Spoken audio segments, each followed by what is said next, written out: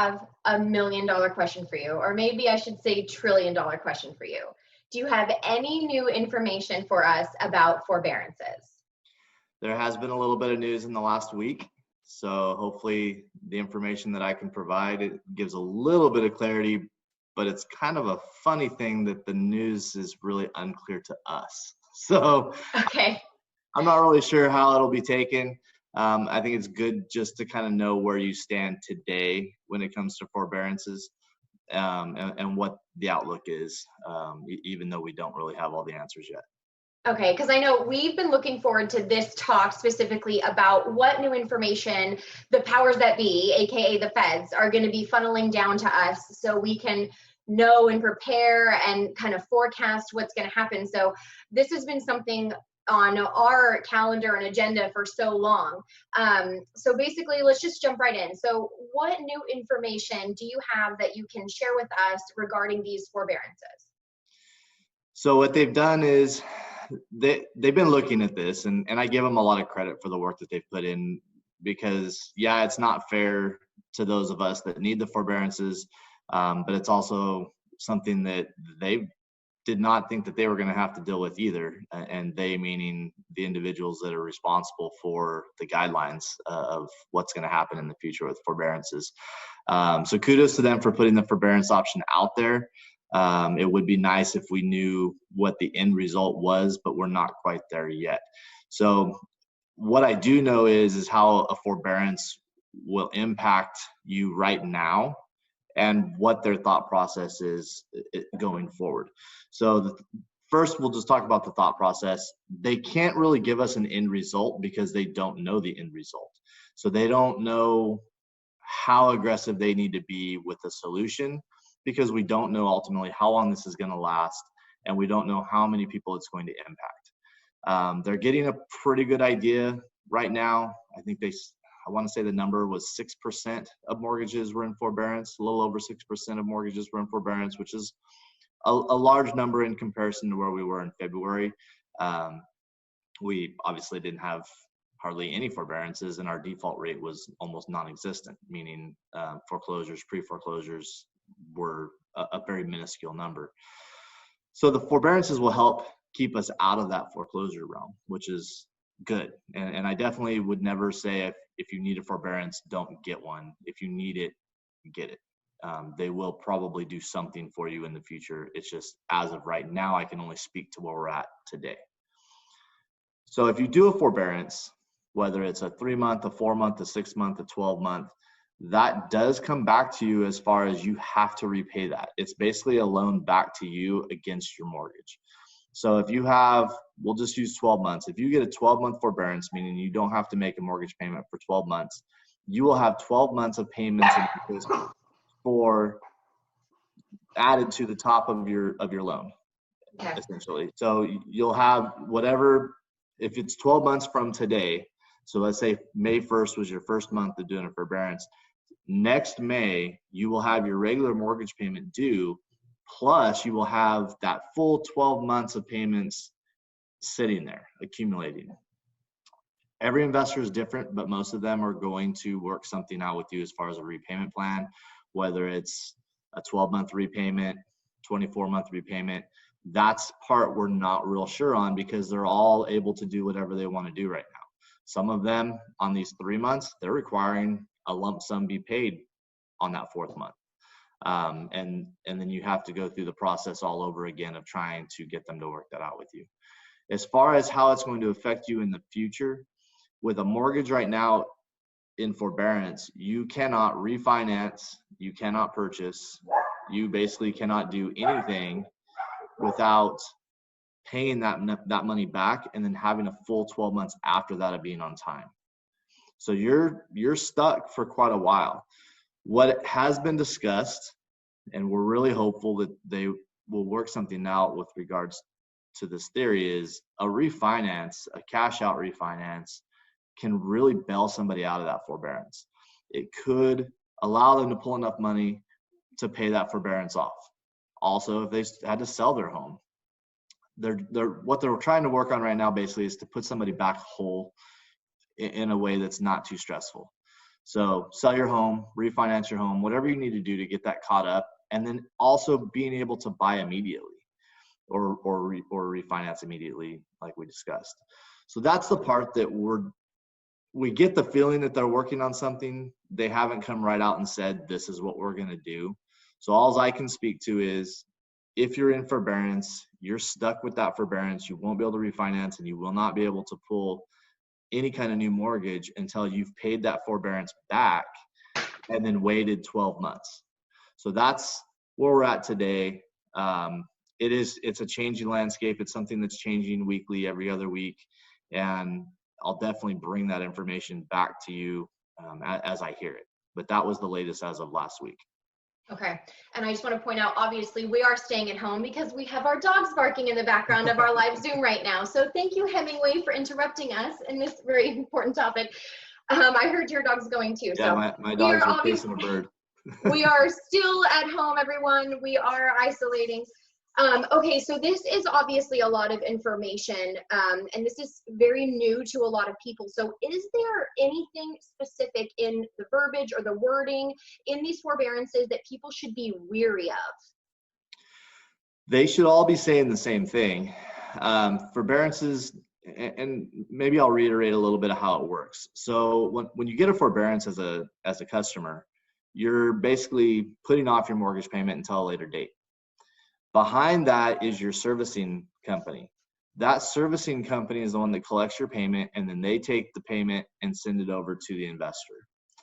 The problem right now is that the servicing entity, whether you're in forbearance or not, they still have to make that payment to the investor. So that's kind of where the hangup is right now is will that servicer be protected as well? Because if the servicer is not protected, then they're probably not going to be too positive with helping the customer out either.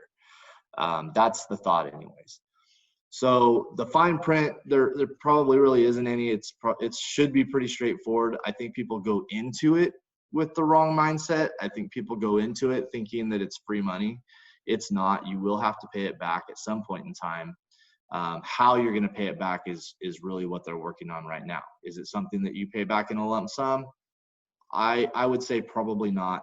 I don't think there's anybody on the federal side that's naive enough to think that people are just going to be able to come out of COVID-19 and all of a sudden have some great windfall of income and drop a big chunk of money on their mortgage that they needed help on for the last 4 to 6 months. So they'll probably start with a payment plan. And then again, you can't do anything as of right now. You won't be able to do anything as far as selling and buying a new home or refinancing your home until that has been paid back and you've had 1 year of on-time payments. That's just where we're at now. Hopefully that'll change. Refinances, because of how low interest rates are right now, I think is a really good solution for a lot of these individuals that once they get back into the swing of things with work and they're back to full pay, they can go ahead and just do a quick refinance on their house. You know, we can close one in 2 to 4 weeks, just depending on what the situation is for value on the home, and then get them out of that forbearance payback.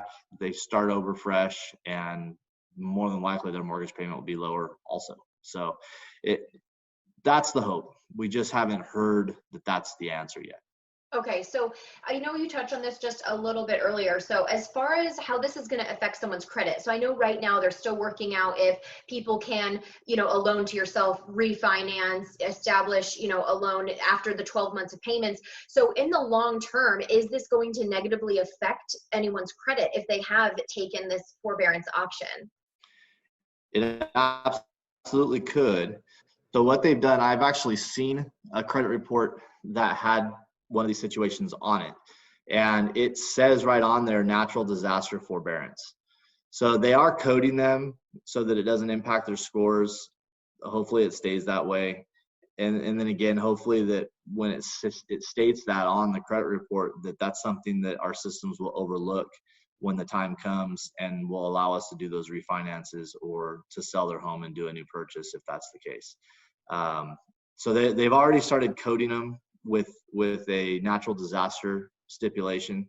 Hopefully the long term, like I discussed earlier, is that we will see some kind of a directive to allow these people to work around that guideline that requires that to be paid off and be current for 12 months.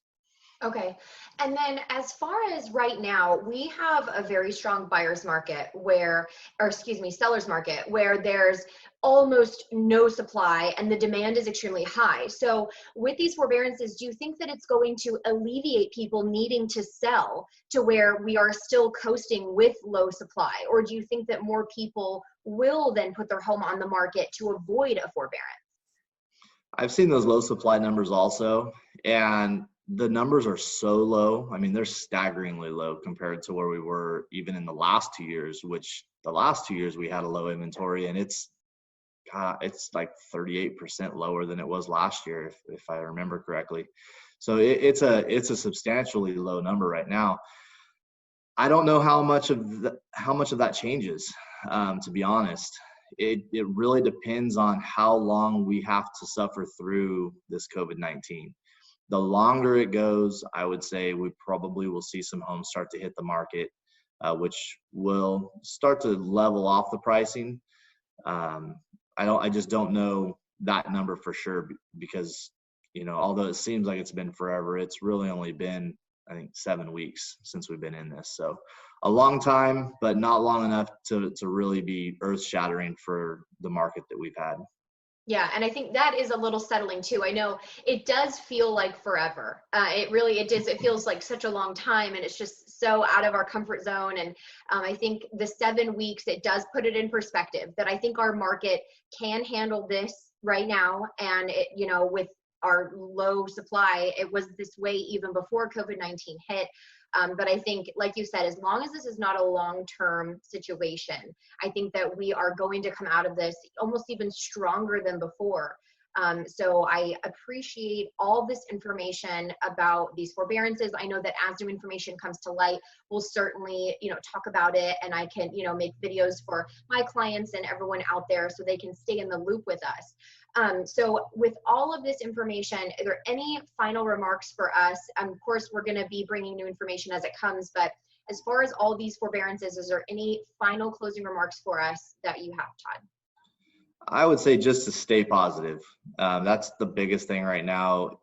I get the feeling people are growing a little wary and a little tired of the shelter in place. You're starting to see a lot of these states remove some of the restrictions. You're seeing California, the restrictions are still pretty much in place, but you're seeing people start to defy those orders a little bit. Just remember to stay positive. Remember to protect your neighbors, protect your family. And with real estate in general, again, be positive. The values of April over the April prior was still much higher than what they even anticipated, and that's going through an epidemic, or a pandemic, I guess is the word to use. So there's nothing to be negative about. I actually had a customer yesterday state that she was thinking about selling her home and just wait a year. And the one thing to remember is a change in value of $1,000 only changes your payment $6. But a change in your interest rate of 0.125% will change your payment by $17 thereabouts. So the interest rates will follow values in the opposite direction. So if values drop, interest rates will go up. That's just the way it works. The supply and demand kicks in really quick in our market. So interest rates are crazy low right now. We're almost back to where we were on March 15th, March 16th, as far as the lowest rates ever. We've got 15-year fixed down in the 2.5% range. We've got 30-year fixed in the 3.5% to 3.375 range. We've got FHA loans that are in the 2.75 to 3% range. So we've got some really low interest rates right now that your buying power has never been better. So stay positive. If you're still in the market to buy a home and you're somebody who is still on the job because you're an essential worker, buy a house. Now is a great time. Definitely. Thank you so much. I know you've said it before. It's a great time to buy, and I appreciate that. Stay positive. I think that's that's a huge portion of what we need to take away from everything is just remember to stay positive. This too shall pass. Everyone's going through their own different situations, but I certainly appreciate in the real estate market having your knowledge and information coming down. It's firsthand, it's truthful. So it certainly helps me in my business and also just giving this information to my clients. So thank you so much, Todd, for this episode again of Talks with Todd the Lender. I'm so glad we were able to talk about forbearances even just a little bit. And I look forward to all the new information that's going to come down the pipeline.